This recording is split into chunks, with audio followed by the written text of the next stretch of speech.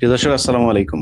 আমরা আজকে তিনজন ইসলামী চিন্তাবিদ যারা বাংলাদেশের দাওয়াতে তাবলিগের সাথে জড়িত আছেন, শীর্ষস্থানীয় বলা চলে তিনজন মানুষ আছেন যারা তাবলিগ নিয়ে গেল কয়েক বছর ধরে আমাদের বেশ কিছু বিতর্ক আমরা দেখছি। যদিও এই তাবলিগকে ঘিরেই বাংলাদেশের মুসলমানেরা সবাই এক সারিতে এসে বসতো। আমরা একসময় দেখেছি যে প্রচন্ড রাজনৈতিক বিরোধিতা সত্ত্বেও এবং খালেদা জিয়া এবং শেখ হাসিনা দুজন একই সাথে তাবলিগের মাঠে গিয়েছেন বিশ্ব ইজতেমায় মোনাজাতে অংশ নিতে। তো এরকম একটা ঐক্যবদ্ধ একটি সংগঠন কিভাবে হঠাৎ করে এই বিভাজন তৈরি হলো, এরই মধ্যে আমরা দেখেছি 2018 সালে এবং 2024 সালে পরপর দুবার মোট প্রায় 5 জন মানুষ এখানে নিহত হয়েছেন দুপক্ষের সংঘর্ষে। একটি পক্ষে আছেন মাওলানা সাদ এবং আরেকটি পক্ষে আছেন জুবায়ের সাহেব, এবং ওনার পক্ষটাকে আমরা এইভাবে বলতে পারি যে ওলামায়ে পরিষদ, ওলামা পক্ষ এবং আরেকটা পক্ষে। যাক, এই বিষয়গুলো আমি নিজে বলে আমি বিতর্কিত হতে চাচ্ছি না, এটা ওনাদের আলেমদের ব্যাপার, যেহেতু ওনারাই বলুক কারা কোন পক্ষে আছেন। আমাদের সাথে উপস্থিত আছেন তিনজন। একজন মুফতি শফিউল্লাহ মাক্কি, তারপরে আছেন আমাদের শেখ জামান ভাই, নিউ ইয়র্ক থেকে যুক্ত হয়েছেন, এবং নুরুজ্জামান নূর ভাই আছেন। আমরা প্রথমে শেখ জামান আপনার কাছেই যাই। আগে বলে রাখি যে ওনারা নিজেরাই স্বপ্রণোদিত হয়ে বলেছেন যে দুইটা পক্ষ এখানে আছেন, যেখানে মুফতি শফিউল্লাহ মাক্কি এবং নুরুজ্জামান নূর ওনারা একটি পক্ষে রয়েছেন এবং শেখ জামান উনি আরেকটি পক্ষে আছেন। শেখ জামান, আপনি কোন পক্ষে আছেন তাবলিগের? এবং আমরা বিস্তারিত জানতে চাই যে যে ঘটনা আজকে প্রায় কত বছর, 7 বছর 8 বছর ধরে ঘটছে, সেই একই পুনরাবৃত্তি ঘটার আশঙ্কা আমরা করছি আগামী যে তাবলিগে জামাত যেটি অনুষ্ঠিত হতে যাচ্ছে। সেখানেও আমরা শুনছি যে দুটি পক্ষের মধ্যে একটা মুখোমুখি অবস্থান তৈরি হয়েছে, এবং সেখানেও একটা আবার ফের নতুন করে হতাহতের ঘটনা ঘটলেও সেটা অবাক হবার কিছু থাকবে না। সেই পরিস্থিতিতে আসলে এটার আমরা এখনো প্রায় 6 মাস পেছনে আছি। করণীয় কি অবস্থা আপনাদের ভেতরে, কি চলছে? ধন্যবাদ ইলিয়াস ভাই, আপনি বিশেষ করে আপনি আমাদেরকে সুযোগ করে দেওয়ার জন্য, এবং মূলত আজকে আপনাকে পেয়ে আমরা অত্যন্ত আনন্দিত যে এই কথাগুলা দেশবাসী পাশাপাশি আমরা চাচ্ছি যে সরকার বাহাদুরের নজরে এই বিষয়টা আনতে। আমি একসময় ছিলাম মাওলানা সাদ সাহেবের পন্থী। আমি ওনাকে আমির হিসেবে মেনে কাজ করা শুরু করি, কিন্তু গত 2 বছর যাবৎ আমি মাওলানা সাদ সাহেবের পক্ষ থেকে সরে গেছি। যেটা আমাদের আসলে বলতে গেলে 2018 থেকে এই বিভেদটা শুরু হয়। সারা বিশ্ব পরিমণ্ডলে এটা 2018 না, এটা 2016 থেকে শুরু হয়েছে অফিসিয়ালি। পাকিস্তান থেকে এটা শুরু হয়েছে। দেন 2018-র পর থেকে বাংলাদেশের বিভিন্ন প্রেক্ষাপট এবং বিশ্ব প্রেক্ষাপট দেখে আমাকে এবং আমার পরিবারকে, যেহেতু আমার বাচ্চারা 2 জন হাফেজ এবং তারা আলিম কোর্স করতেছে, এবং আমার ঘরে আমার স্ত্রী সহ সবাই আহলিয়া, এরাও দিনের লাইনে পড়ালেখা করে। সঙ্গত কারণে আমি ওলামাদের পক্ষ অবলম্বন করতেছি। গত 2 বছর ধরে দেখছি যে বিভেদটা এত বেশি শক্তিশালী হয়ে গেছে যে এইখানে। শেখ জামান ভাই, দুঃখিত একটু। নুরুজ্জামান ভাই, আপনি যদি আপনার বক্তব্য শুরু করার আগে ক্যামেরাটা একটা জায়গায় স্থির করে রাখেন তাহলে দেখতে ভালো লাগবে আর কি। ক্যামেরাটা আপনি একটা জায়গায় স্থির করুন। জি, ঠিক আছে। জি, যাই হোক, তো বিষয়টা হচ্ছে যে আমি গত 2 বছর আগে আমাকে ডিসিশন নিতে হয়েছে যে বিশ্ব পরিমণ্ডলে দাওয়াতে তাবলিগের খুব খারাপ অবস্থা দেখে, বিশেষ করে এইটা দেখে আর সুযোগ হয়নি যে না, আসলেই ওলামাদের সঙ্গে থাকতে হবে। তো মাওলানা সাদ সাহেব নিজে একজন ওলামা, কিন্তু তারপরও যে আরেকটা যেটাকে বলা হয় সুরাপন্থী, ওনারা মেজরিটি সবটাই হচ্ছে ওলামা। তো যেহেতু ওনারা ওলামাদের সঙ্গে থাকা হচ্ছে নবী রাসূলের সুন্নাহ, এবং নবী রাসূলের তারা হচ্ছে উত্তরাধিকার, সেই কারণেই আমি ওনাদের সঙ্গে থাকার সিদ্ধান্ত নিছি বিভিন্ন ভাবে করে। আর যে অবস্থা সৃষ্টি হয়েছে বাংলাদেশে, সেটা যে পক্ষই থাকুক না কেন, আমি আজকে মূলত বিনীত অনুরোধ করার জন্য, যেটা আমারই এটা হচ্ছে যে 2018 থেকে বাংলাদেশে এটা শুরু হয়েছে এবং এখনো পর্যন্ত এই অবস্থা চলতেছে। আমার মূল উদ্দেশ্যটা হচ্ছে যে আপনার মাধ্যমে এটা দেশবাসী প্লাস সরকার প্রধানকে জানানো যে উভয়ই যেন সুন্দরভাবে সহ অবস্থানে ইজতেমা এবং তারা যেটা আমরা বলি যে টঙ্গী বিশ্ব ইজতেমার ময়দান, যেটা দীর্ঘদিন যাবত, দীর্ঘ কয়েক যুগ যাবত এটা চলে আসতেছে। এখানে শুধুমাত্র আমরা দেখছি 2025 সালে বিশ্ব ইজতেমা হয়নি, 2024-এ আমরা দেখছি যে বিশ্ব ইজতেমা, সেইখানে রাতের বেলায় হঠাৎ করে 4 জন মানুষ খুন হওয়ার পরে এইটা পুরোটা সরকার, তৎকালীন সরকার, এই যিনি ডক্টর ইউনূস সাহেবের সরকার, এইটা উনি সিদ্ধান্ত নিয়ে ওলামাদেরকে এই বিষয়ে পুরা টঙ্গীর মাঠ এবং ইজতেমা ময়দান ওনাদেরকে বুঝাই দিছে। তো আমি জাস্ট এইটুক বলতে চাই যে 2018 যেখানে মৌলানা সাদ কান্দলবি উনার পক্ষদ্বয়ের এবং যেটা সুরাপন্থীদের মধ্যে সংঘর্ষে একজন নিহত হয়, যেটা আপনি শুরুতেই বলছেন, ইসমাইল মন্ডল। এটা এটা 2018 সালের 1 জানুয়ারি, যেটা দেখা যায় যে এটার মূল গোলযোগ শুরু হয় খুলনা। 2018 সালের 1 জানুয়ারি মৌলানা সাদ সাহেব বাংলাদেশে আসে ইজতেমায় অংশগ্রহণ করার জন্য, কিন্তু উনাকে অংশগ্রহণ করতে দেওয়া হয় না। এক পর্যায়ে উনি বাংলাদেশ থেকে, উনাকে সরকার 13 জানুয়ারি 2018 সালে মৌলানা সাদ সাহেবকে ভারতে যেতে বাধ্য করেন। পরবর্তীতে আমরা দেখছি যে 2018 1 ডিসেম্বর ঠিক 2019-এর ইজতেমার আগে এই খুনটা সংঘটিত হয় এবং অনেক বড় একটা রক্তক্ষয়ী সংঘর্ষ হয়। সেটা 2018 সালের 1 ডিসেম্বর, উভয় পক্ষের একটা ঘটনার প্রবাহের ফলে এটা শুরু হয়। দেন এইটা 2018 থেকে কন্টিনিউ চলতেছিল। চলতে চলতে আমরা দেখছি যে এটা, যেটা লাস্টে 18 ডিসেম্বর 2024, এটা হচ্ছে দিবাগত রাত 17 ডিসেম্বর। সেই 17 ডিসেম্বর দিবাগত রাত্রে এই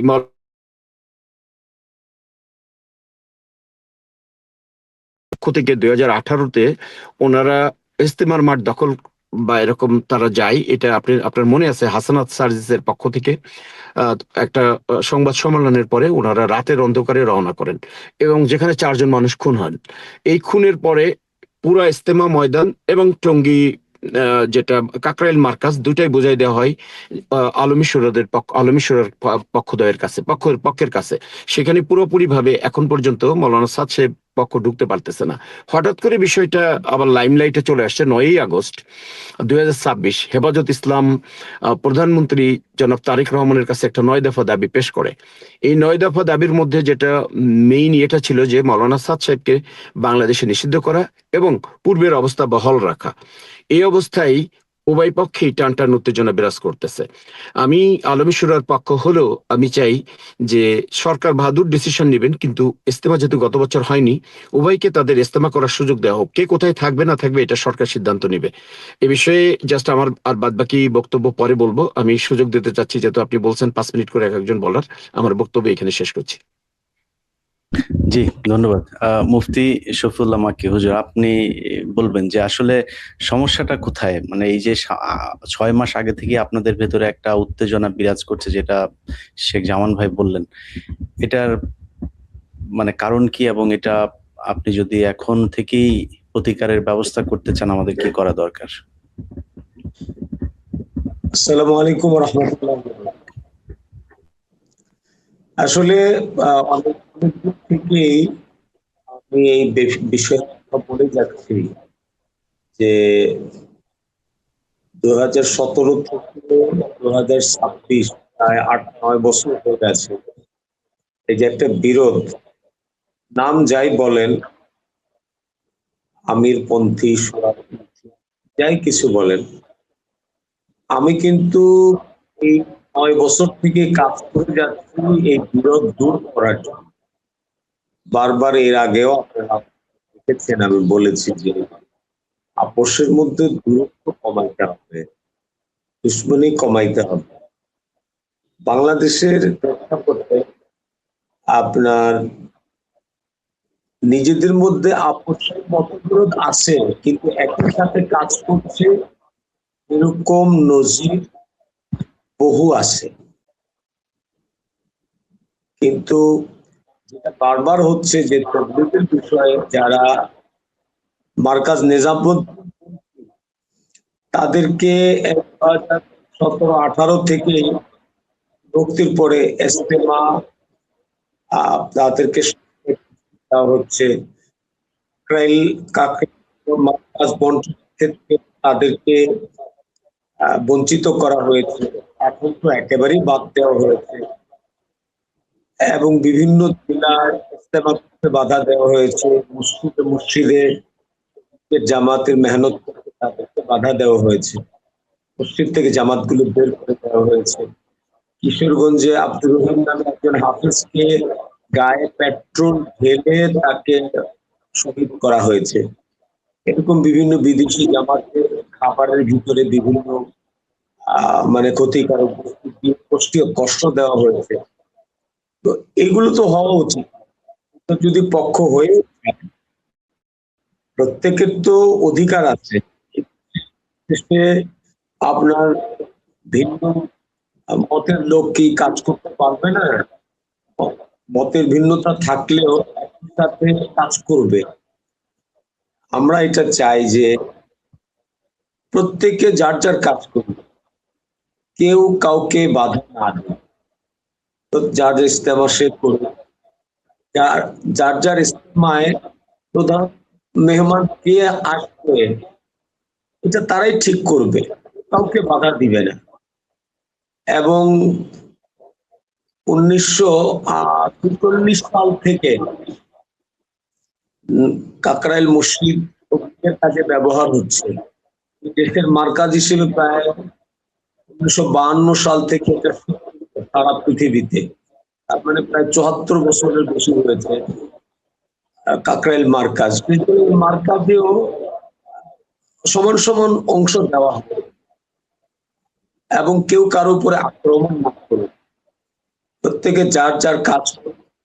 এই দেশে তো আপনার হিন্দুরাও হিন্দুদের ধর্ম পালন করতে পারে, খ্রিস্টানরা তাদের ধর্ম পালন করতে পারে, বৌদ্ধরা তাদের ধর্ম পালন।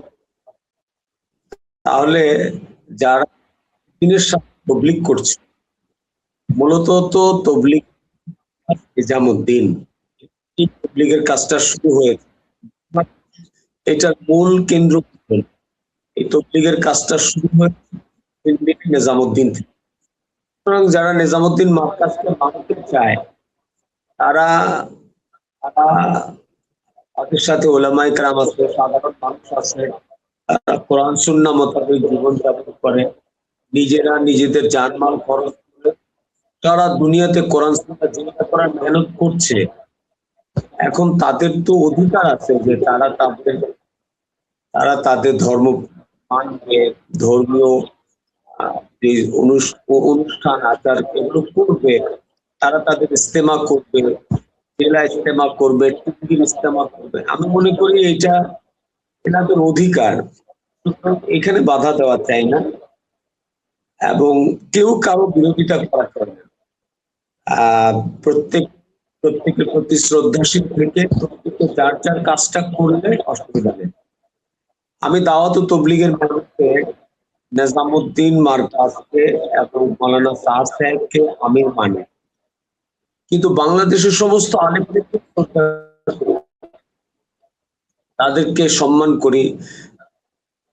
ওলামায়ে কেরাম উম্মতের রাহবার, আমরা সবসময় আমরা মানি, এমনকি মাওলানা সাদ সাহেব নিজেও এটা মানেন। আজকালে কিছু ইনফরমেশন গ্যাপের কারণে একটা দূরত্ব তৈরি হয়েছে, একটা লম্বা সময় যে হয়েছে, আমার বিশ্বাস যে এখন সময় এসেছে যে আমরা আর একে অন্যের প্রতি কাছাকাছি না করে প্রত্যেকে যে যার কাজ করব, প্রত্যেকে যার যার কাজকে অন্যের কাছে সম্মান করব, শ্রদ্ধা করব এবং কেউ কারো কাজে বাধা দিব না। তার ইস্তেমার প্রধান মেহমান কে হবে এটা তারা নির্ধারণ করবে, আমরা কাউকে বাধা দিব না। এটাই অনুরোধ থাকবে আজকে আপনাদের মাধ্যমে। আমাদের সরকার বা যা মিডিয়া সারা দেশের মানুষ, সারা দুনিয়ার মানুষ শুনবে। আমি অনুরোধ করব আর যেন কোনো বাড়াবাড়ি না হয়, কাকরাইল উভয়ের মধ্যে বন্টন করে দেওয়া হয়। টঙ্গীর মাঠ তো ইস্তেমার মাঠ, ইস্তেমা হয়, উভয় পক্ষকে সুস্থভাবে ইস্তেমা করার সুযোগ দেওয়া হয়। আর যার যার ইস্তেমার প্রধান মেহমান থাকবে সেটা তারা নিজেরা নির্ধারণ করবে, কেউ কাউকে বাধা দেবে। আজকে যদি মাওলানা সাদ সাহেবকে বাধা দেওয়া হয়, ওনার অনুসারীরা যদি কালকে আবার মৌলানা ইব্রাহিম দেওলার ব্যাপারে আপত্তি তোলে, আহমদ লার সাহেবের ব্যাপারে আপত্তি তোলে, আরো উত্তেজনা তৈরি হবে। আমরা আর কোন উত্তেজনা চাই না, আমরা বাস এতটুকু চাই যে শান্তভাবে, এই পৃথিবীর মধ্যে সবচেয়ে শান্ত মেহনত হলো তবলিগের মেহনত। সেই হিসেবে যেন সুন্দর পরিবেশ হয়, সামনে যেন আর কোনো অস্থিতিশীল পরিস্থিতি তৈরি না হয়। জি জি আপনার জি ধন্যবাদ। যে আমি আপনার কাছে একটা কোশ্চেন করে তারপরে নুরুজ্জামান ভাইয়ের কাছে যাই, সেটা হচ্ছে যে আপনারা যেহেতু যেটা বুঝলাম আর কি, আপনারা নিজেরাই চান যে দুইটা আলাদা আলাদা হোক, তো সেই ক্ষেত্রে কোন কাদের আখেরি মুনাজাতে যুক্ত হলে আপনার এটা কবুল হবার সম্ভাবনা বেশি থাকবে, এটা এই কোশ্চেনটা আপনার কাছে করে তারপরে নুরুজ্জামান ভাইয়ের কাছে যাই। যেহেতু মানুষ হয়তো অনেকে আছে আগে তো এক জায়গায় আসতেন, এখন যদি দুইটা হয় হয়তো দুইবার আসার সুযোগ পাবেন না। একবার যদি আসতে হয় সেই ক্ষেত্রে কোনটাতে আসলে কবুল হতে পারে, এটা সম্ভাবনা বেশি থাকবে, এটা আপনি একটু জানায়েন দর্শকদেরকে, জানাইলে আমার মনে হয় তারা সেটাতে যুক্ত হতে পারবে। নুরুজ্জামান ভাই আপনি বলুন। জি, আসসালামু আলাইকুম সবাইকে। যারা ইলিয়াস ভাই দর্শক আছে তাদের প্রত্যেককে শুভেচ্ছা জানাচ্ছি আমাদের এই প্রোগ্রামটি দেখার জন্য। আসলে আমি এদেশের একজন সচেতন নাগরিক হিসেবে বা একজন সচেতন ছাত্র হিসেবে যদি বলি, আমি চাই যে এই তবলিগের যে উভয় পক্ষের মধ্যে যে বিদ্যমান যে সমস্যাটা, এটার একটা শান্তিপূর্ণ সমাধান হোক। কেননা আমি দেখি যে আমার দৃষ্টিতে গোটা পৃথিবীর মধ্যে আমাদের দেশে যতটা বাড়াবাড়ি এবং কাদা ছড়াছড়ি হচ্ছে, এটার কথা হচ্ছে না। খোদ ভারতেও হচ্ছে না, এমনকি পাকিস্তানেও হচ্ছে না। পাকিস্তানেও সুরাপন্থীরা কাজ করতেছে এবং নিজামুদ্দিন ওয়ালারাও কাজ করতেছে। তারা দেখা যাচ্ছে যে কেউ কারোর কাজের মধ্যে ব্যাঘাত ঘটাচ্ছে না। আমি আসলে এটাই চাই যে আমাদের দেশেও ঠিক এমন একটা পরিবেশ তৈরি হোক যেখানে নিজামুদ্দিন ওয়ালারাও কাজ করবে, তাদেরকে কেউ বাধা প্রদান করবে না, আবার সুরাপন্থীরাও কাজ করবে, তাদেরকেও কোনো বাধা প্রদান করা হবে না। আর এমনটা হয়ও নাই। আপনারা ইতিপূর্বে জেনে থাকবেন যে নিজামুদ্দিন ওয়ালারা কখনোই সুরাওয়ালাদের কোনো কাজের ব্যাপারে ব্যাঘাত ঘটান নাই, তারা কোনো কিছুতে আপত্তি জানান নাই। তাদের মুরব্বীরা ইন্ডিয়া থেকে আসতেছেন, সেটার ক্ষেত্রেও আমরা ব্যাঘাত সৃষ্টি করি নাই। আমরা চাইতেছি যে আমাদের দেশে যেহেতু দাওয়াত ও তাবলীগের এই মেহনতটা, এটা মানুষের উপকারে আসতেছে, অসংখ্য পথ ভোলা মানুষ দিনের দিকে ফিরতেছে, অসংখ্য এলোমেলো জীবনওয়ালা মানুষ এই দাওয়াত ও তাবলীগের ছোঁয়ায় এসে তারা আসলে সত্যিকার মানুষে পরিণত হচ্ছে। মোট কথা তাদের সামাজিক আচরণটা পরিবর্তন হচ্ছে। তো সেই জায়গা থেকে এরকম একটা শান্তিপূর্ণ মেহনত আমরা প্রত্যেকেই চাই। আর একথাও সত্য যে দাওয়াত ও তাবলীগ, এই তাবলীগের যে ইজতেমাকে কেন্দ্র করে গোটা বিশ্বে আমাদের একটা আলাদা একটা পরিচিতি আছে। যে টঙ্গীর ইজতেমা ময়দানে আমাদের যে ইজতেমা হয়, এখানে নিয়ার অ্যাবাউট 100+ দেশের মানুষ এখানে অ্যাটেন্ড করে। তো সেই জায়গা থেকে দেখা যায় যে যখন নাকি ইজতেমা আসে, তখন আমাদের এই বাংলাদেশের দিকে গোটা বিশ্বের একটা দৃষ্টি থাকে। তো সেই জায়গা থেকে যখন আমরা এই ইজতেমাকে কেন্দ্র করে যখন দুটি পক্ষ আমরা বাড়াবাড়ি করি বা এটা নিয়ে আমরা কাদা ছড়াছড়ি করি, তখন এটা আমাদের দেশেরও একটা ভাবমূর্তি ক্ষুণ্ণ হয়। তো আমি সেই জায়গা থেকে আমাদের যে সরকার প্রধান আছে বা যারা দায়িত্বশীল জায়গায় আছে, তাদের প্রত্যেকের দৃষ্টি আকর্ষণ করব যে আসলে এটার একটা শান্তিপূর্ণ সমাধান এভাবে হওয়া উচিত যে ঠিক যেমন যেভাবে হয়ে আসতেছিল, যে প্রথমে দেখা যাচ্ছে যে সুরাওয়ালারা ইজতেমা করতেছে, তো পরে পরে নিজামুদ্দিন ওয়ালারা করবে, এরকম একটা বন্টন হওয়া দরকার। যে পরের বছর আবার নিজামুদ্দিন ওয়ালারা প্রথমে করবে, সুরাওয়ালারা প্রথমে করবে। কেননা আমরা তো এখানে যারা নিজামুদ্দিন ওয়ালারা, যাদেরকে আসলে মিডিয়ার মাধ্যমে সাতপন্থী হিসেবে জানেন, এই সাতপন্থীদের অনুসারীটা কিন্তু বাংলাদেশে অনেক বেশি। আমি নিঃসন্দেহে ওলামা ইকরামকে আমি সম্মান করি, শ্রদ্ধা করি, ভালোবাসি এবং তাদেরকে রাহবার মনে করি।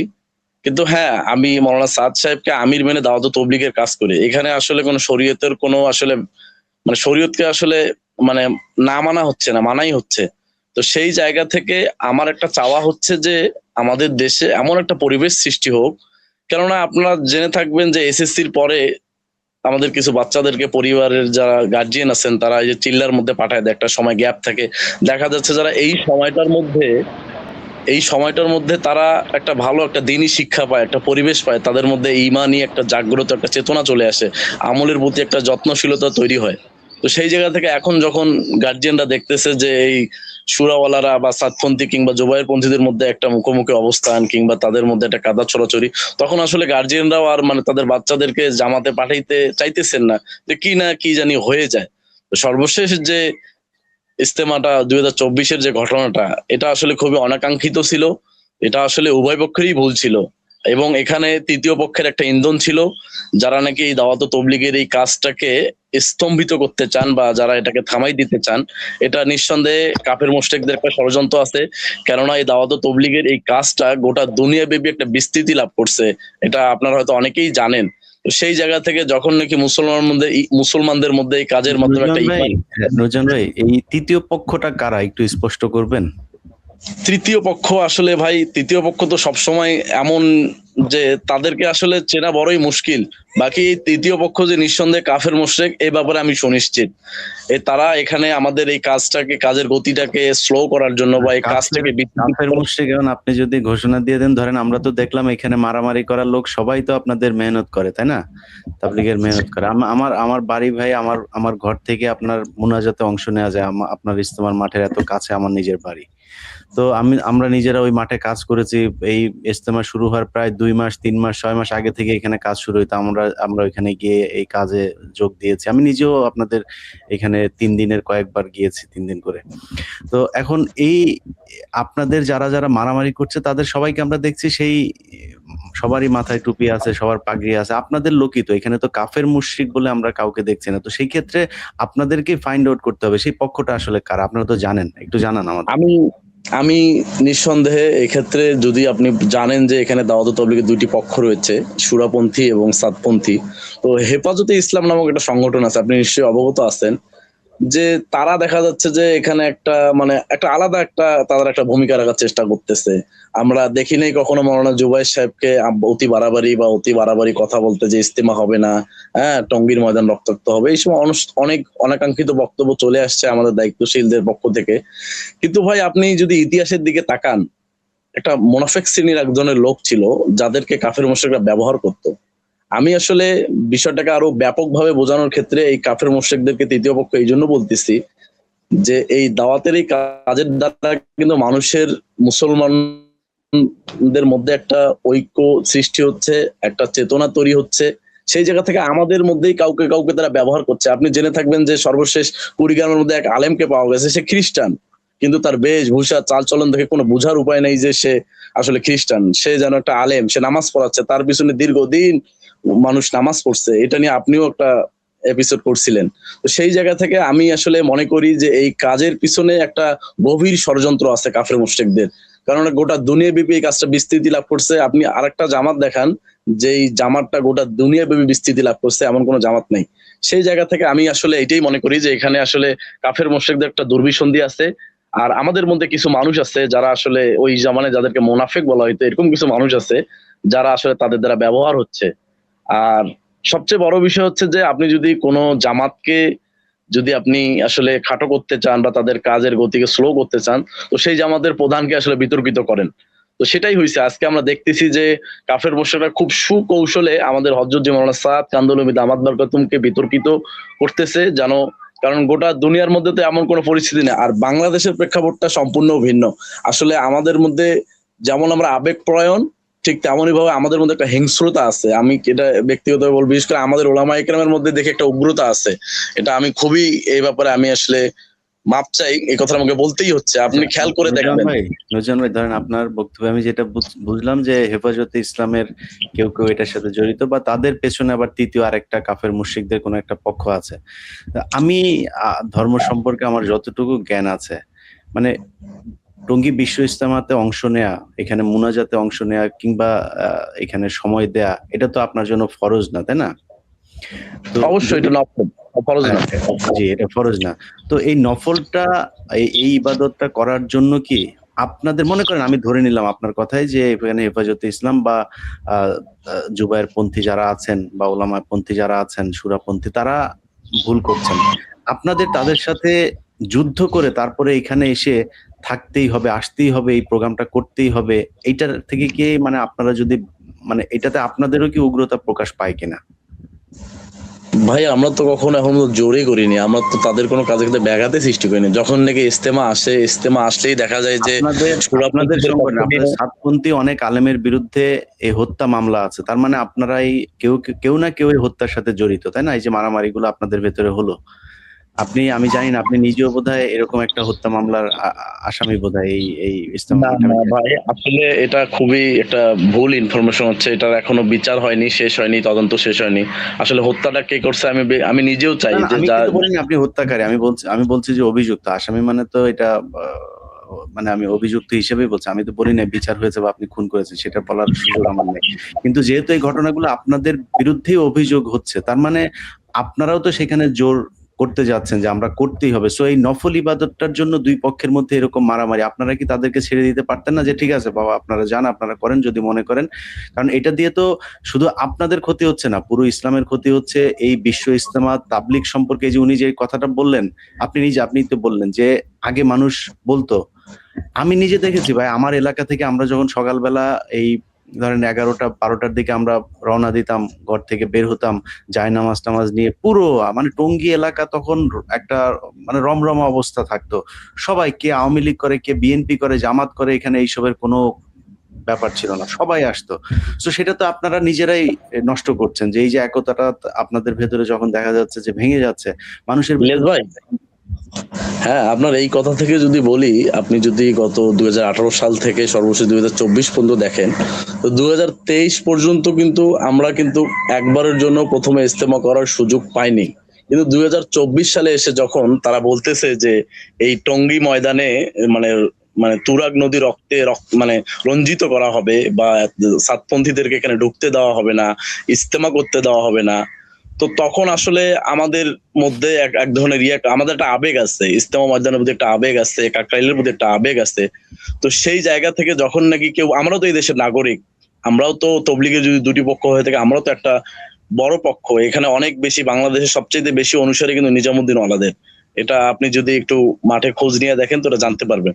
তো সেই জায়গা থেকে যখন 2024 সালে বলা হইলো যে এখানে আর ইজতেমা করতে দেওয়া হবে না, এই দেশে সাতপন্থীদের কোনো তাবলিগি কোনো কার্যক্রম করতে দেওয়া হবে না, তাদের জামাতকে মসজিদে ঢুকতে দেওয়া হবে না, তখন আসলে আমরা কাজের স্বার্থে এই কাজটাকে রক্ষার জন্য, বা আমরা এই কাজের এই মধ্যে সম্পৃক্ত থাকার জন্য, আরেকটা মিসআন্ডারস্ট্যান্ডিং হয়েছে। ওই যে হাসনাত এবং সার্জিসের যে ভিডিওটা, এই ভিডিওটার পরে আসলে আমরা একটা ভুল মেসেজ পাইছি, এবং এই ভুল মেসেজটা পাওয়ার ক্ষেত্রে এখানে দেখা যাচ্ছে তৃতীয় পক্ষ সেদিন ঢুকে মাঠে একটা হট্টগোল করছে। আপনি জেনে থাকবেন যে ইসলামী আন্দোলন বাংলাদেশের নায়েবে আমির, হ্যাঁ, মৌলানা ফয়জুল করিম সাহেব, উনি বলছেন যে এখানে নিঃসন্দেহে তৃতীয় পক্ষের একটা উপস্থিতি ছিল এবং তারাই এই জিনিসটাকে করার চেষ্টা করছে। আমরা যারা তবলিগওয়ালা আমরা কিন্তু খুবই শান্তির প্রিয়, এটা যদি জোবাইর পন্থীরাও হয় আবার মৌলানা সাতপন্থীরাও হয়।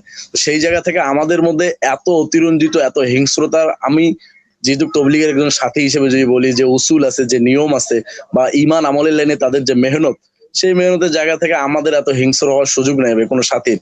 আর তবলিগওয়ালা যারা 3 চিল্লা, যারা 1 চিল্লার সাথে, যারা উসুল মোতাবেক চলে, তাদের দ্বারা এরকম আচরণের বহিঃপ্রকাশ ঘটনা খুবই অস্বাভাবিক ভাই। সেই জায়গা থেকে আমি বলবো যে 2024 সালের যে ঘটনাটা ছিল এটা সত্যি অনাকাঙ্ক্ষিত ছিল, এবং ওই হাসনাত এবং সার্জিসের ভিডিওটা আপলোড হওয়ার পরে একটা ভুল মেসেজ এবং উভয় পক্ষের একটা মানে একটা বলা যায় যে একটা ভুল বোঝাবুঝি, সেই জায়গা থেকে তৃতীয় পক্ষ সুযোগ নিয়ে নিছে ভাই। হুজুর একটু শেখ জামান ভাইয়ের কাছে আসি।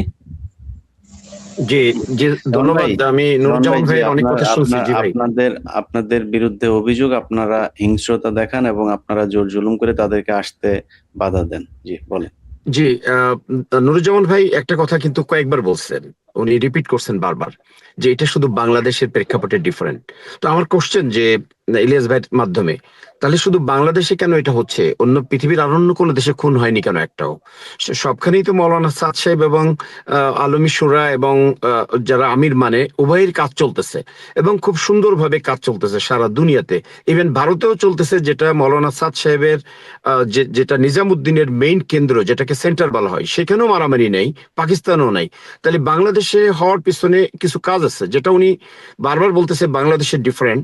এই ডিফারেন্টের পিছনে আমি নুরুজ্জামান ভাই, মুফতি শফিউল্লাহ মাক্কি হুজুরের দৃষ্টি আকর্ষণ করি, যে আজকে এটার পিছনে ইলিয়াস ভাইয়ের মাধ্যমে যেটা জানাতে চাই, যে বাংলাদেশের ওলামাদের ছাড়া নিজামুদ্দিনের কাজ চলতেছে। যেখানে ওলামাদের কোনো নিংরানিতে, ওলামাদের তত্ত্বাবধানে কোনো কাজ চলতেছে না। নিজামুদ্দিনের কাজটা করতেছে আওয়াম, যারা আলেম না।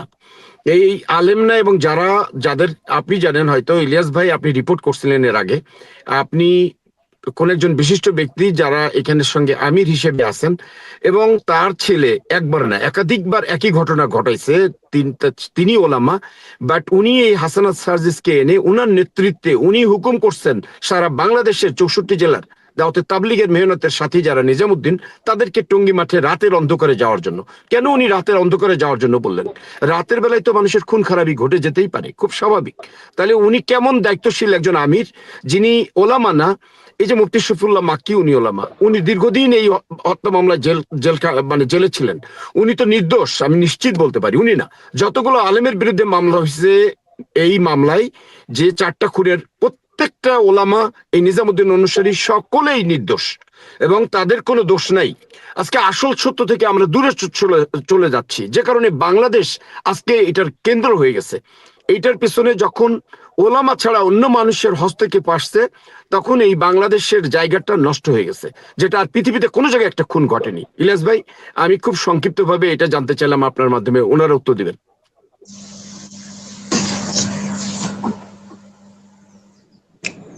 জি, আমি বলতে চাই। জি, মুফতি শফিউল্লাহ মাক্কি জি। আপনি যদিও বাকি দুইজনের চাইতে একটু মধ্যপন্থী কথা বলেছেন, বাট এর মাঝখানে অনেকগুলো পাল্টা অভিযোগ চলে এসেছে।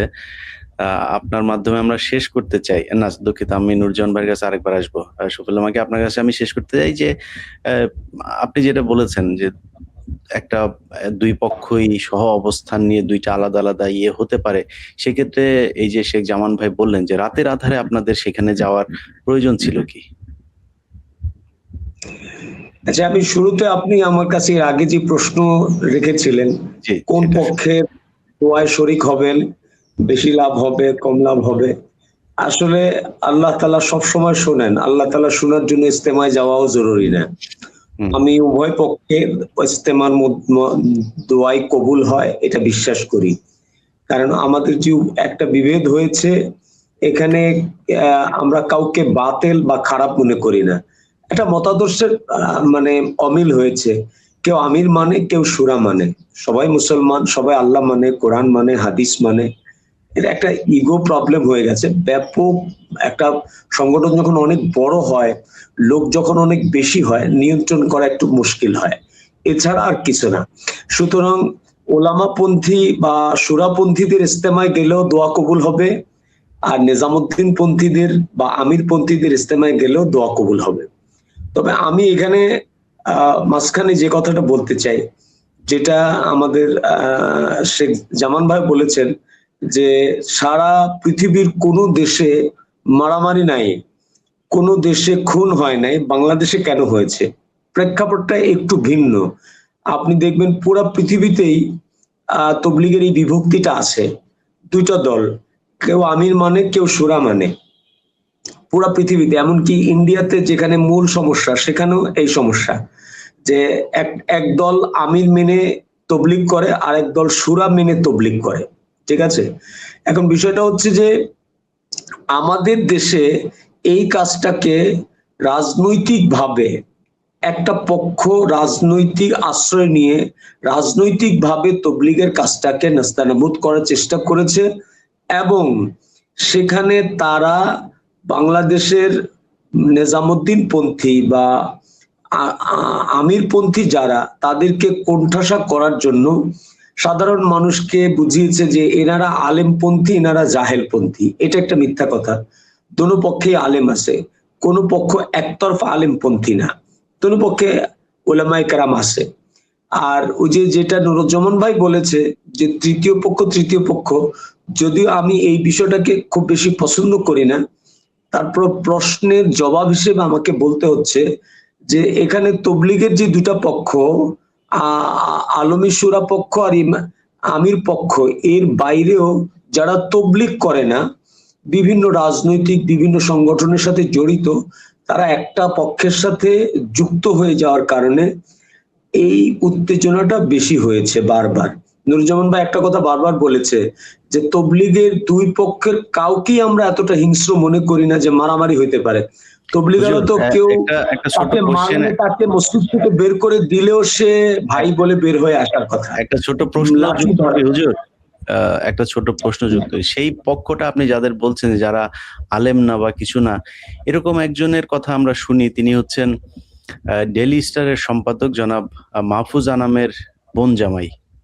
তিনি পেশায় একজন সম্ভবত ইঞ্জিনিয়ার। তিনাকে আমরা খুব সামনে দেখি এবং তিনাকে নিয়েই এই বিতর্কটা অনেক বেশি ডালপালা গজায় যে তিনি একটা পক্ষকে খুব বেশি উস্কানি দেন, এই অভিযোগটা আছে এবং সেই ব্যক্তি আপনাদের পন্থী। এটার কি কোনো জবাব আছে কিনা? আচ্ছা, একটা উনি তাদের ব্যাপার হলো আমির, উনি তাদের আমির, আবার উনি ওনাদের আমির আবার।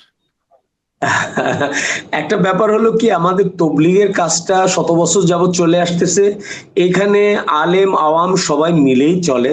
এই কামটা শুধু সাধারণ মানুষের না, শুধু ডাক্তারদের না, শুধু ইঞ্জিনিয়ারদের না, শুধু ছাত্রদের না, এই কাজটা আলেমদের, সাধারণ মানুষের, পেশাজীবী, ডাক্তার, ইঞ্জিনিয়ার, অর্থাৎ দুনিয়াতে যত পেশার মানুষ আছে সবারই এই কাজ।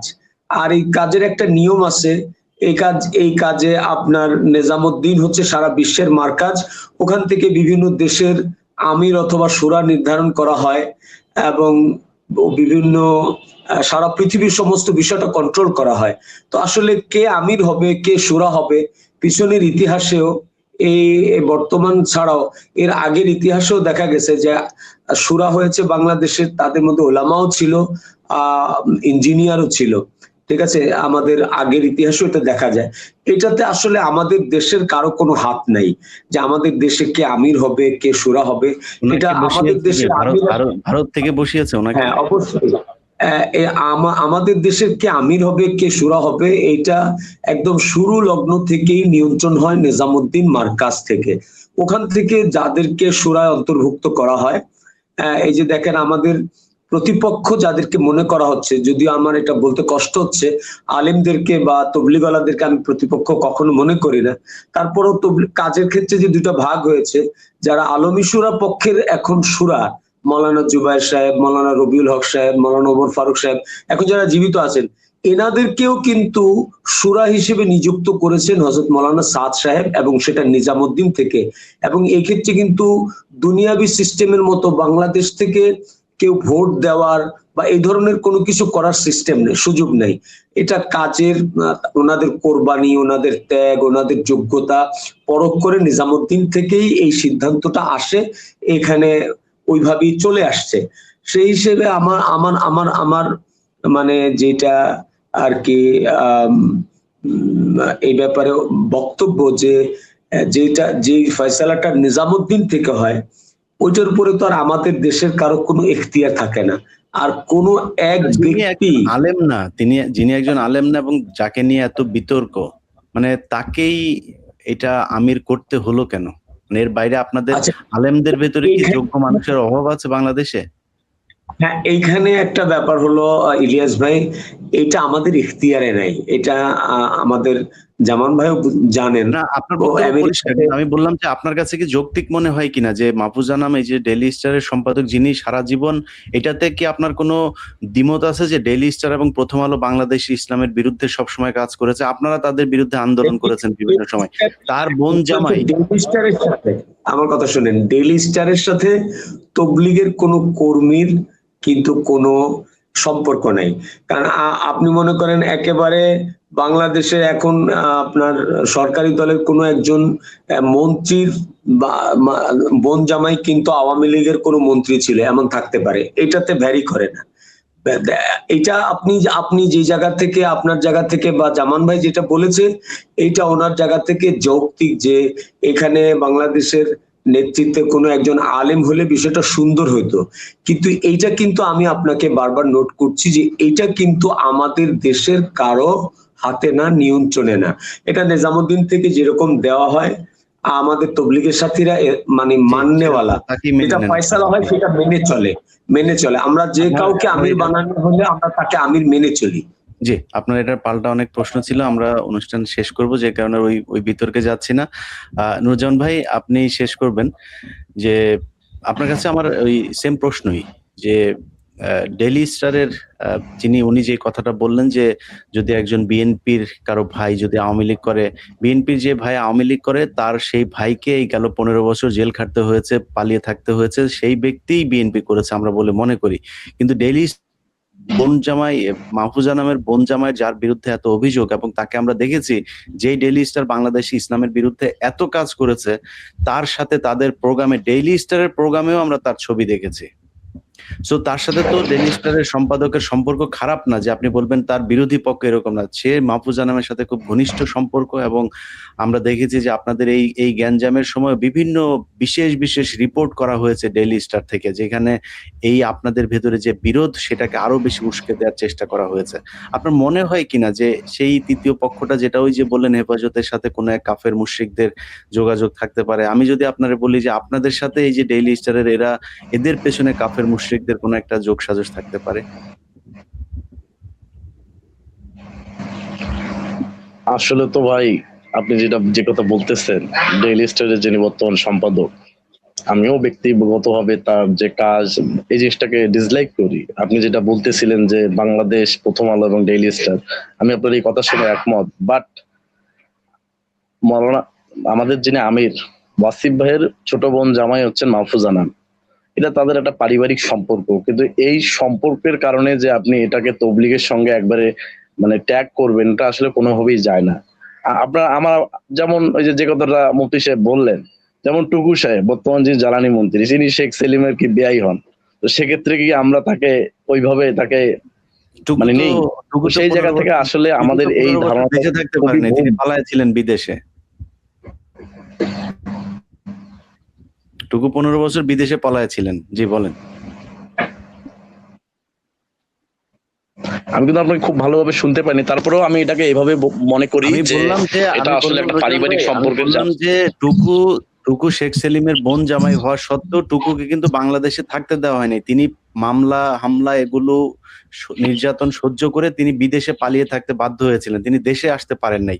কিন্তু মাহফুজ আনামের সাথে আপনাদের আমির সাহেবের যে সম্পর্ক সেটা কিন্তু অত্যন্ত ঘনিষ্ঠ, এটা পরস্পর বিরোধী হয়। আপনারা সারা জীবন যুদ্ধ করেছেন প্রথম আলো ডেইলি স্টারের বিরুদ্ধে, সেই ডেইলি স্টার একজন ঘনিষ্ঠ মানুষ আপনাদের আমির হয়ে গেল, যার এই আপনাদের তিনি মুফতিও না, তিনি মাওলানাও না, কিছুই না, অথচ আপনাদের আমির হয়ে গেল এবং ভারত থেকে তাকে বানিয়ে দেওয়া হয়। আপনি কি এটা মনে করেন যে ডেইলি স্টারের সম্পাদকের মানে সম্বন্ধী হওয়ার কারণে ওয়াসিফ সাহেব বাংলাদেশের আমির হইছেন?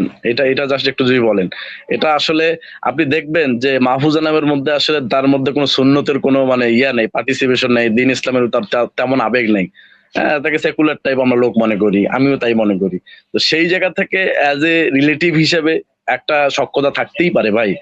আপনি খোঁজ নিয়ে দেখেন যে রিলেটিভদের মধ্যে একটা সম্পর্ক থাকে, যত আমাদের আপনারা কিছুক্ষণ আগে ফজরের নামাজ পড়েছেন, আমি এটা সত্যি কথা বলি, মানে একদম ফর্মাল একটা আলোচনা করি।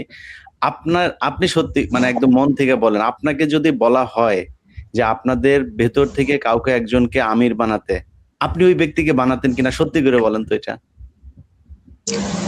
ভাই এখানে তো আমার আসলে এখতিয়ার নাই। যদি আমার এরকম এখতিয়ার বুঝছি, সেটা তো আমি ব্যক্তিগতভাবে একজন আলেমকে চাইতাম, আমি ব্যক্তিগতভাবে একজন আলেমকে চাইতাম। আপনাকে যদি আমি বলি আমি একজন আলেমকে চাইতাম, আমি একজন আলেমকে চাইতাম, মানে যদি আমার এই এখতিয়ার থাকতো, উনি যদি আমির হতেন উনি একজন আলেমকে চাইতেন, উনি স্বীকার করলেন যে একজন আলেমকে বলতেন। ইভেন মুফতি শফি মাক্কি উনিও বলতেন যে আলেমকে আমির বানানো হোক। তাইলে কেন আপনারা আলেম বাদে আজকে সমস্যার সমাধান হয়ে যায় একটাই? ঠিক আছে হুজুর, আমি আসলে কোন পক্ষের ভেতরে আমি কারোর বিরুদ্ধে উস্কে দেওয়ার জন্য আজকের এই প্রোগ্রাম। ভাই আমি আরেকটু বলি ইলিয়াস ভাই, আমার একটা মেসেজ ছিল যে আমরা 2024টা সবাই দেখছি, আসলে যারা নিজামুদ্দিন অনুসারী এখানেও কিন্তু প্রায় পরিবার সহ প্রায় কোটি মানুষের বেশি আছে, মানে এই জামাতের সাথেও প্রায় কোটি মানুষের একটা এঙ্গেজমেন্ট আছে, সম্পৃক্ততা আছে। এই এতগুলো মানুষকে যদি অধিকার থেকে বঞ্চিত করা হয়, তো এটা কি আমাদের আসলে নাগরিক অধিকারকেও খর্ব করা হবে না? এটা কি আমাদের মানবাধিকার, আমাদের মত প্রকাশের স্বাধীনতা, যদি ইনফ্যাক্ট যে যেমন হেফাজতে ইসলাম একটা সুসংগঠিত একটা দল, সেই জায়গা থেকে তারা একটা পক্ষে তারা একটা অবস্থান নেওয়ার কারণে তাদের ওই পক্ষটা অনেক বেশি স্ট্রং হয়েছে রাজনৈতিকভাবে, সাংগঠনিকভাবে। বাট আমাদের মধ্যে তো কেউ আমরা রাজনৈতিকভাবে তেমন মানে অত বেশি জায়গায় ভালো জায়গায় নাই, বা আমাদের মধ্যে আমাদের যারা নেতৃস্থানীয় ব্যক্তিত্ব তারা কেউ রাজনীতির সাথে নাই। তো সেই জায়গা থেকে আমাদেরকে কিন্তু আপনারা জিতে গেছেন, কিন্তু ওই পক্ষের না, মানুষ না কিন্তু ভাই। বেশি ইলিয়াস মারা ভাই, গেছে। ইলিয়াস ভাই, আমি নুরুজ্জামান ভাইয়ের কথা ধরে আপনার অনুষ্ঠান বেশি দূর নিব না। নুরুজ্জামান ভাই, একটা সেকেন্ড। যে মাননীয় প্রধানমন্ত্রীর দাবি থাকবে যে উনি যেন আমাদের উভয় পক্ষের জন্য ইজতেমা ময়দান এবং কাকরাইলে সুষম বন্টন করেন, এবং ইজতেমা যেন উভয় পক্ষই করতে পারে। এটাকে কেন্দ্র করে আর কোনো অনাকাঙ্ক্ষিত পরিস্থিতি সৃষ্টি হোক, আর কোনো মানুষ মারা যাক, এটা আমি চাই না।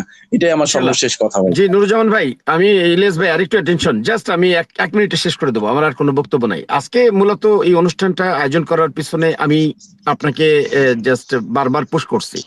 আমার মূল উদ্দেশ্য কিন্তু এখানে আলমী শুরা বা নিজামুদ্দিন না। নিজামুদ্দিনের যারা আছেন বাংলাদেশে, যারা সমর্থন করে নুরুজ্জামান ভাইয়ের মতো যারা আলেম না, ওনাদের দিল একেবারে সাফ, ওনারা অত্যন্ত ভালো মানুষ এবং ওনারা ওলামাদেরকে রেসপেক্ট করেন। পাশাপাশি আলমী শুরার যারা আছেন ওনারাও ভালো।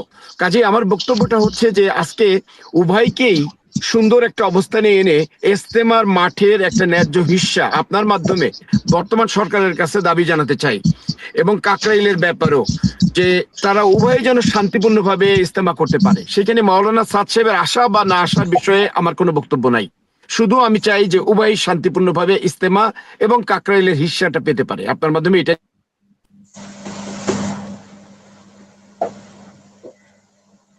হুজুর বোধহয় কিছু বলতে চান। হুজুর, আপনি 1 মিনিট বলেন, তারপরে আমি কথা বলে শেষ করব।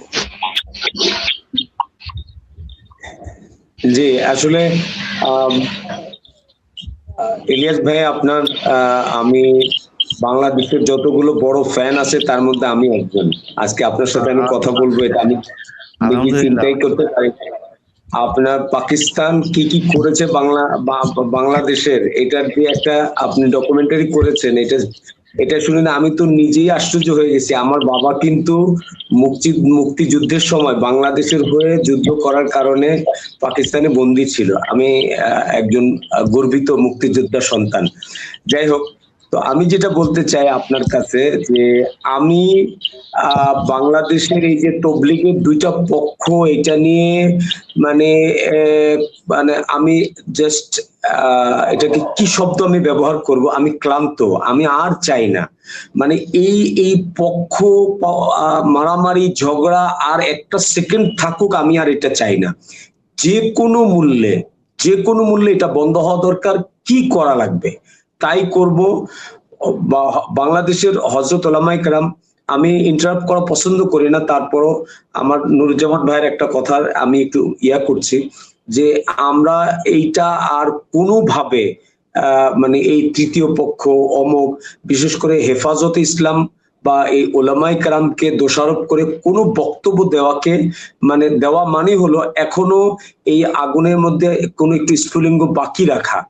একদম আমি বলবো যে ওলামায়ে কেরামের ব্যাপারে পাকসাফ হয়ে যান। ওলামায়ে কেরাম উম্মতের রাহবার, ওলামায়ে কেরাম উম্মতের অভিভাবক। সাধারণ মানুষের ভুল ভ্রান্তি হইলে শাসন করা ইসলামের তৃতীয় পক্ষ বলি না, আমি কিন্তু কাফের মুশরিকদেরকে তৃতীয় পক্ষ বলার চেষ্টা করছি। আপনি জিনিসটাকে মানে ভুলভাবে নিছেন। মানে কোনোভাবে আর এই বিষয়টাকে আমরা মানে জিয়ায় রাখতে চাই না। আমরা চাই যে ওলামায়ে কেরাম উম্মতের অভিভাবক, ওলামায়ে কেরাম অভিভাবক হিসেবে থাকবে, আর তবলিগের দুইটা পক্ষ যার যার কাজ শেষে করবে। সারা পৃথিবীতে তবলিগের দুই পক্ষ হয়েছে, ওলামায়ে কেরাম হলো বিচারক। ওলামায়ে কেরামের কাছে গেছে, ভাই এটা না এটা, এটা না এটা, দারুল উলুম দেওবন্দ, উভয় পক্ষ যাচ্ছে। কিন্তু আমাদের দেশে যেটা আমাদের ভুল হয়ে গেছে যে আমরা ওলামায়ে কেরাম বিচারকের জায়গা থেকে নেমে এসে একটা পক্ষ হয়ে গেছি। ওলামায়ে কেরামকে বিচারকের জায়গায় থাকা দরকার ছিল। তবলিগের দুই পক্ষের যদি কোনো অভিযোগ থাকে, দুই পক্ষে আলেমদের কাছে গিয়ে অভিযোগ করবে, ওলামায়ে কেরাম তাদেরকে মিট করে দিবে। এইটা যদি ভূমিকা এমন হইতো তাহলে হয়তো এতদূর পর্যন্ত গড়াইতোই না। আমি উদাত্ত আহ্বান করব যে আমাদের কাকরাইল মসজিদ এটা তবলিগের মার্কাজ। আমি বলেছি ৭৪ বছর যাবত তবলিগের মার্কাজ হিসেবে ব্যবহার হয়ে আসছে। সারা পৃথিবীতে ৩টা মার্কাজ সারা পৃথিবীতে পরিচিত, এই নেজামুদ্দিন কাকরাইল রায়বেন। সেই হিসেবে কাকরাইল মার্কাজের প্রতি আমাদের অন্যরকম একটা দুর্বলতা আছে। কাকরাইলের কথা নাম মুখে উচ্চারণ করলে, কাকরাইলের কথা স্মরণ করলে আমার চোখ থেকে পানি চলে আসে যে আমরা কাকরাইলে যেতে পারছি না, কাকরাইলে আমরা সব গুজারি করতে পারছি না, তবলিগের কারণে যেতে পারছি না। এটা আমাদের জন্য অত্যন্ত বেদনাদায়ক। আমি ইলিয়াস ভাই আবার নোট করছি আপনাকে, আমি কিন্তু শুধুমাত্র একজন তবলিগওয়ালা না। আমি যেমন একাধারে তবলিগওয়ালা, একাধারে আমার মাদ্রাসা আছে, আমি মাদ্রাসা শেখুল হাদিস বুখারী পড়াই, মাদ্রাসার প্রিন্সিপালও আমি। আমি কিন্তু ওয়াজ মাহফিলেও যাই, আমার কিন্তু খানকাও আছে। অর্থাৎ ইসলামের অন্যান্য খিদমতের মধ্যেও কিন্তু আমার অংশগ্রহণ আছে। কিন্তু এই তবলিগের বিষয়ে এই বিভক্তি নিয়ে আলেমদের সাথে আমাদের দূরত্ব, আমাদেরকে দেখলে মনে করে দুশ্মন বা অন্যদেরকে দেখলে মনে হয় যে এনারা আমাদের প্রতিপক্ষ, এই বিষয়টার উপরে আমি খুবই কষ্ট পাচ্ছি। এটা শেষ হওয়া দরকার। যেন আমরা ওই যে আপনি যেরকম বলেছেন যে আরো 15 বছর আগে, 20 বছর আগে তবলিগের নামের উপরে একজন বড় লোক, ধনী, যে কোনো শ্রেণীর মানুষ তবলিগের কাজটাকে একটা মহৎ কাজ মনে করে ইস্তেমার ময়দানে যে কেউ গিয়ে খুঁটি গেড়েছে, যে কেউ গিয়ে টয়লেট পরিষ্কার করেছে, টয়লেট তৈরি করেছে। আমরা ওই দিনটাকে আবার ফিরাইতে চাই এবং আমার বিশ্বাস বর্তমান সরকার শুধুমাত্র একটা সিদ্ধান্ত নিলেই যথেষ্ট। সরকার যদি এতটুকু সিদ্ধান্ত নেয় যে তবলিগের মেহনত যে যার মতো করবে, কেউ কাউকে বাধা দিবে না, কেউ কারো উপরে হস্তক্ষেপ করবে না, এই একটা সিদ্ধান্ত পুরা দেশের উত্তেজনাকে শেষ করে দিতে পারে। বাস একটা সিদ্ধান্ত সরকারের থেকে আসা দরকার যে কেউ কারোর উপরে হামলা করবে না, কেউ কাউকে বাধাগ্রস্ত করবে না। আর মার্কাজ কাকরাইল দুজনের মধ্যে সুষম বন্টন করে দেওয়া হোক। আর টঙ্গীর মাঠ, এটা তো সারা বছর ব্যবহার হয় না, এটা শুধু ইস্তেমার সময়, জোরের সময় ব্যবহার হয়। যার যার জোর এবং ইস্তেমার সময় তাকে ব্যবহার করার অনুমতি দেওয়া হোক। বাস এই দুইটা কথাকে আপনার মাধ্যমে আমি সরকার এবং দেশের জনগণের কাছে রেখে আমি সারা বাংলাদেশে 24 ঘন্টা সবাই যেন একটা সুন্দর সহাবস্থান তৈরি হয়, কেউ কারো দুশ্মন না হয়, এটা আমরা চাই। সহাবস্থানের কথা আপনারা আমার মনে হয় এখানে যারা কথা বলেছেন সবাই বলেছেন। আমরা দেখেন সামনে সময়টা খুব কঠিন একটা সময়। আপনারা জানেন যে শেখ হাসিনা বলেছে যে সে দেশে ফিরবে ডিসেম্বরে। এটাকে অনেকে আমরা হেসে উড়িয়ে দিচ্ছি, তবে ভেতরে কিন্তু অনেক কিছু ঘটছে। এবং আপনাদের যে ইস্তেমার সময়, সেই সময়টাও কিন্তু ওই সময়ের কাছাকাছি একটা সময় আপনাদের ভেতরেই হবে। আমার আজকের এই প্রোগ্রামটা করার পেছনে একটা বড় কারণ হচ্ছে আমি যতটুকু জানতে পেরেছি যে আপনাদের এটা নিয়ে কিন্তু সরকার এবার কঠোর অবস্থানে যাবে। আপনারা যদি নাকি নিজেদের ভেতরে সিদ্ধান্ত নিতে না পারেন বা সরকারের সিদ্ধান্ত না মানেন, সেক্ষেত্রে আপনাদেরকে কিন্তু জোরপূর্বক আপনার মানে বল প্রয়োগ করা হতে পারে। এটা আমি আপনাদের আগে বলে রাখলাম। কারণ শেখ হাসিনা এবং ভারত যেটা চায়, বাংলাদেশে কয়েকটা পয়েন্টে তারা কাজ করতে চায়। একটা হচ্ছে মাইনরিটি, যেটা কথিত সংখ্যালঘু ট্রাম্প কার্ড একটা খেলে তারপরে হিন্দুদেরকে দিয়ে বিভিন্ন ধরনের তারা এগুলো সবসময় করে, নিজেদের মন্দিরে নিজেরা হামলা চালায়, নিজেদের উপরে হামলা চালিয়ে বিভিন্ন জমি জায়গা নিয়ে সমস্যাকেও তারা সংখ্যালঘু নির্যাতন দেখিয়ে একটা ঝামেলা তৈরি করার চেষ্টা করে। তো সেই জায়গাগুলো আছে। আর আরেকটা জায়গা হচ্ছে যে দেখেন, আমি নিজে হেফাজতের কিছু নেতা নিয়ে আমার খুব আপত্তি আছে। যেমন যারা বলেছে যে কওমি জননী উপাধি দিয়েছেন, যারা বলেছে 20 বছর 40 বছর 200 বছর শেখ হাসিনা ক্ষমতায় থাকলেও আমার কোনো সমস্যা নেই, তাদের ব্যাপারে আমার অনেক আপত্তি আছে। আবার একই সময়ে এই হেফাজতের অনেক আলেমের সাথে কিন্তু আমার খুব ঘনিষ্ঠ, আমাকে খুব স্নেহ করে, আমি তাদেরকে খুব সম্মান করি, এরকম সম্পর্ক আছে।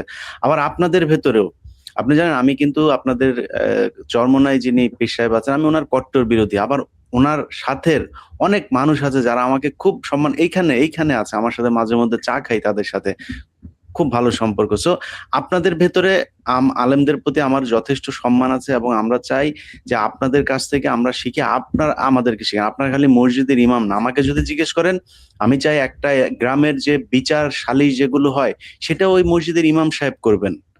আমি এরকম একটা দিন দেখতে চাই। সো আপনারা সামনে এগিয়ে যান, আপনারাই দেশের নেতৃত্ব দেন, আমি এটা চাই। কিন্তু আগে আপনাদেরকে ঠিক হইতে হবে যে আপনাদের কোনটা সঠিক, সেটা আমার মনে হয়। এটা যদি ঠিক করতে না পারেন, মানুষ কিন্তু মানে কিছুটা বিব্রত বোধ করবে যে আসলে ওনারা নিজেরাই যদি ঠিক না থাকে তাহলে এটা কেমনে কি হবে। আমি ধরেন খাবার দাবারের কথা বলি, আমি জীবনে প্রথম তাবলিগে গিয়ে আপনাদের বড় ইয়েতে একসাথে বসে ভাত খেয়েছি।